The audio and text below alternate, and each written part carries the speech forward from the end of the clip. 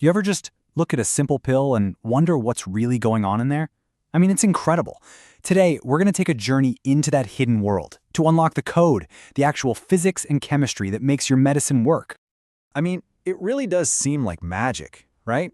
You swallow this solid little thing, and somehow it starts making you feel better. Well, it's not magic.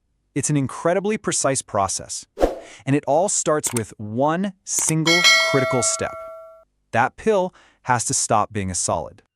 So, here's the game plan. We'll start with the basic problem, what I'm calling the dissolving dilemma. Then we're going to reveal the master equation that actually explains the whole thing. After we decode all the parts and see it in action, step by step, we get to the really cool part, how scientists literally hack this formula to design the medicines we all rely on. All right, let's dive right in.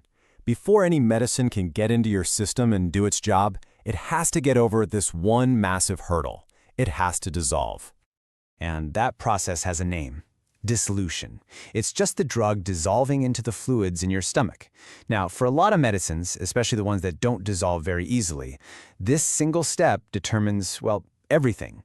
If it happens too slowly, the drug just might not work at all. It's the make or break moment.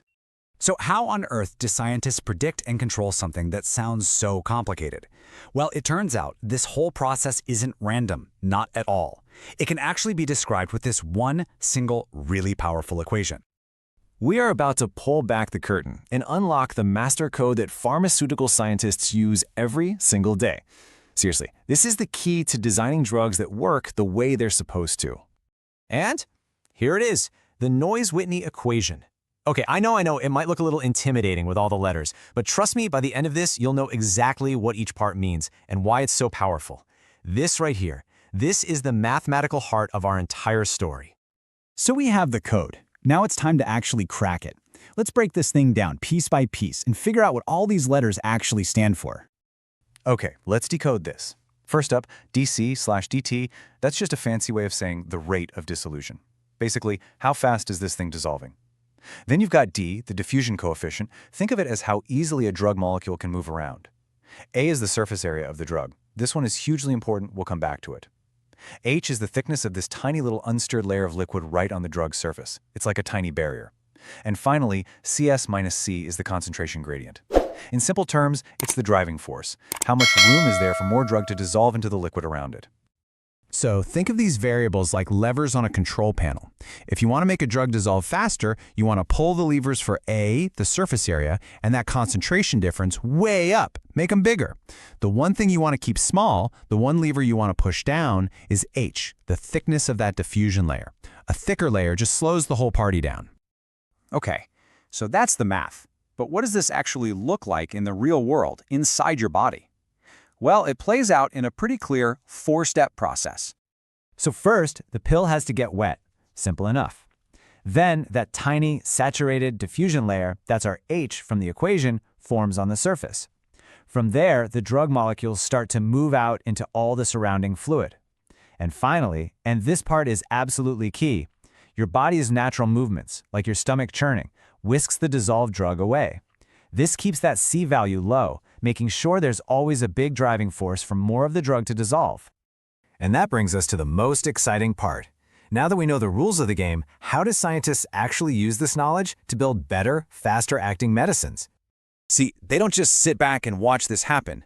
They get in there and they actively manipulate it. The Noyes-Whitney equation isn't just theory for a textbook.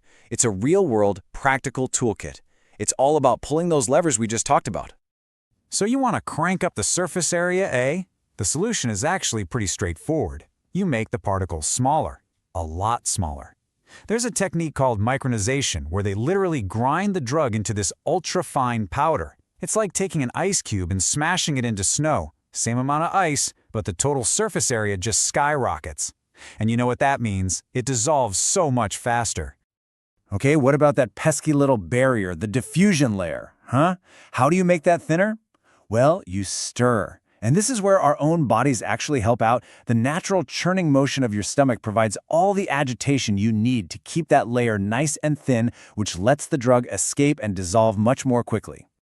And maybe the cleverest hack of all is messing with the drug's own built-in solubility, C's. Scientists can do this in a few ways, like converting the drug into a salt form, which is usually way more soluble. Or they can add other ingredients to the pill that change the pH right around the particle to help it dissolve. It's some seriously smart chemistry. So, look, if you remember just one thing from all of this, make it this. This one sentence is the absolute truth of everything we've talked about. The speed of dissolving is all about maximizing that surface area and solubility, while you do everything you can to minimize that little diffusion layer. That is the core principle. So next time you drop a sugar cube in your coffee and watch it dissolve, you'll literally be watching the Noyes-Whitney equation play out in real time. It kind of makes you wonder, doesn't it? What other complex things in our daily lives, from baking a cake to the way frost forms on a window, what other things are just waiting to be explained by their own elegant hidden formula? Thanks for joining me.